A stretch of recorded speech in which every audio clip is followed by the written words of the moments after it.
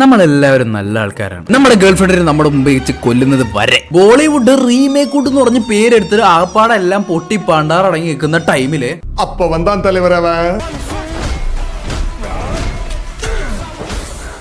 അപ്പൊ ഈ വീഡിയോയിൽ പറയാൻ പോകുന്നത് കിൽ എങ്ങനെയാണ് ആനിമലായിട്ട് കണക്ട് ആയിരിക്കുന്നത്, ഈ രണ്ട് സിനിമയിലും പറയുന്ന കാര്യങ്ങൾ വെച്ച് എങ്ങനെയാണ് ക്രൈം നടക്കുന്നത്. നിങ്ങൾ ആരെങ്കിലും കില്ല് കണ്ടിട്ടില്ലെങ്കിൽ ഇപ്പൊ തന്നെ പോയി കാണാം. കില്ലിലത്തെ ഹീറോ ക്യാരക്ടർ ഫസ്റ്റ് ഹാഫിൽ ഉടനീളം ഒരു സൂപ്പർമാൻ കൈൻഡ് ഓഫ് ക്യാരക്ടറാണ്. പുള്ളി ഒരാളെ ഹാം ചെയ്യുന്നില്ല, പുള്ളിയുടെ ഫൈറ്റിംഗ് സ്റ്റൈൽ വരെ അതുപോലെയാണ്. പക്ഷെ സെക്കൻഡ് ഹാഫ് എടുത്തു കണ്ടാൽ വില്ലനേക്കാളും കൊടൂരം നായകനായിരിക്കും.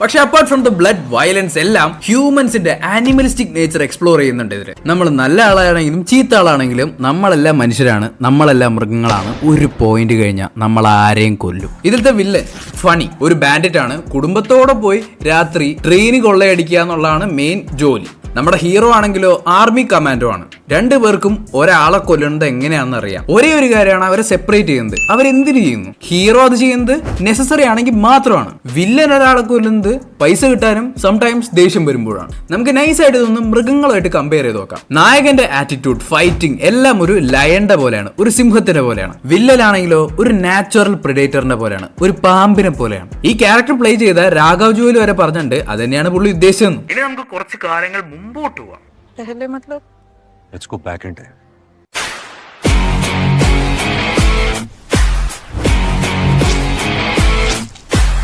ആനിമലിലും ഒരു മനുഷ്യന്റെ ആനിമലിസ്റ്റിക് നേച്ചറിനെ പറ്റിയിട്ടാണ് പറയുന്നത്. ഇതില് രണ്ട് മനുഷ്യരുടെ ആനിമലിസ്റ്റിക് നേച്ചറിനെ പറ്റിയിട്ടാണ് പറയുന്നത്. ഓടിക്കൊണ്ടിരിക്കുന്ന ഒരു ട്രെയിൻ, നിയമവും കോടതിയും ഒന്നും 7 അയലത്ത് പോലുമില്ല. ചുരുളിയിലൊക്കെ കാണിക്കുന്ന പോലെ നിയമങ്ങളൊന്നും ഇല്ലാത്ത സ്ഥലത്ത് നമ്മളെല്ലാവരും മൃഗങ്ങളായിരിക്കും. പക്ഷെ ഇവിടെ അങ്ങനെയല്ല. ഓരോ പഞ്ചിനും ഓരോ കില്ലിനും ഒരു ഉത്തരവുണ്ട്. ഞാൻ നേരത്തെ പറഞ്ഞ പോലെ ഹീറോ ഒരു Superman, captain America kind of ആളായിരുന്നു. ഹീറോയിനെ കൊല്ലുന്നത് വരെ. മനുഷ്യന്റെ ഏറ്റവും മോശപ്പെട്ടതെന്ന് കരുതുന്ന കുറച്ച് ഇമോഷൻസ് ഉണ്ട്. Lust, anger, violence, vengeance. ഞാൻ ഈ പറഞ്ഞ ഇമോഷൻസ് ഒക്കെ ആനിമൽ എടുത്തു നോക്കുകയാണെങ്കിലും നിങ്ങൾക്ക് കാണാൻ പറ്റും, കില്ല് എടുത്തു നോക്കുകയാണെങ്കിലും നിങ്ങൾക്ക് കാണാൻ പറ്റും. ഹീറോയ്ക്ക് ആദ്യം തന്നെ എല്ലാവരെയും കൊന്ന് അപ്പം തന്നെ എല്ലാവരെയും രക്ഷിക്കായിരുന്നു. പക്ഷെ എന്തുകൊണ്ട് അത് ചെയ്തില്ല? ഹീറോ ഇന്റർവെല്ലിന് ശേഷമാണ് ആൾക്കാരെ കൊന്നു തുടങ്ങുന്നത്. ഇന്റർവെല്ലിൽ പുള്ളിയുടെ ഒരു വലിയൊരു ഡൗൺഫോൾ കാണിച്ചിട്ടാണ് കിൽ എന്ന് പറഞ്ഞിട്ടുള്ള ഇന്റർവെൽ കാർഡും. വില്ലൻ നായികനെ കൊന്നപ്പോ തൊട്ടാണ് ആ കാര്യം പേഴ്സണൽ ആയത്. അപ്പൊ തൊട്ടാണ് ഓരോ കില്ലും അവിടെ വീഴാൻ തുടങ്ങിയത്. കൂടെ നിൽക്കുന്നവരെ പ്രൊട്ടക്ട് ചെയ്യുക എന്നതിലുപരി മുമ്പിൽ വരുന്ന ഓരോ ആളെയും വളരെ സൈക്കോട്ടിക് ആയിട്ട് കൊന്നിട്ട് പ്രതികാരം ചെയ്യാന്നുള്ളതായിരുന്നു സെക്കൻഡ് ഹാഫിൽ ഹീറോന്റെ main aim. And last villain തന്നെ പറയുന്നുണ്ട്,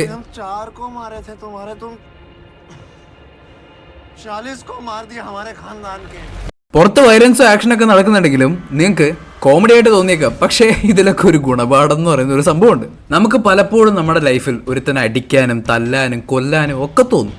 കൂടെ നിന്ന് ചതിച്ചവനെ നമുക്ക് കൊല്ലാൻ തോന്നും. ഇതിലെ വല്ല വണ്ടിയിലും വന്ന് നമ്മുടെ മേത്ത് കന്ന് കയറുന്നവനെ നമുക്ക് തല്ലാൻ തോന്നും. പക്ഷെ അപ്പൊ നമ്മൾ പണിഷറിന്റെ പോലെ അങ്ങോട്ട് തല്ലാനോ കൊല്ലാനോ ഒക്കെ നോക്കാൻ പോരുത്. ആ ഒരു വിളി നമ്മുടെ മൈൻഡിൽ എപ്പോഴും ഉണ്ടാവും. കാരണം നമ്മളെല്ലാവരും പ്രിമിറ്റീവ് ആയിട്ടുണ്ടായിരുന്ന ആൾക്കാരാണ്. ഒരാളെ ഹാം ചെയ്യാതിരിക്കുമ്പോഴാണ് നമ്മളൊരു ഹ്യൂമൻ ആവുന്നത്. ക്യാപ്റ്റൻ അമേരിക്കയുടെ പോലും സൂപ്പർമാൻ്റെ പോലും അവരൊക്കെ നമുക്ക് എവിടെ വേണമെങ്കിലും ഏത് സിറ്റുവേഷനിൽ വേണമെങ്കിലും കൊണ്ടുവിടാം. പക്ഷെ അവർ കറക്റ്റ് ആയിട്ടുള്ള വഴിയെ എപ്പോഴും ചൂസ് ചെയ്യുള്ളൂ. പക്ഷെ നമ്മുടെ മൈൻഡിൽ തോന്നുന്ന ആ ഒരു വൈൽഡ് നേച്ചർ എപ്പോ അതിന് വേണ്ടി നമ്മൾ സബ്മിറ്റ് ചെയ്യുന്നു, എപ്പോൾ നമ്മൾ ആ വിളി കേൾക്കുന്നോ അപ്പോഴാണ് ക്രൈം നടക്കുന്നത്.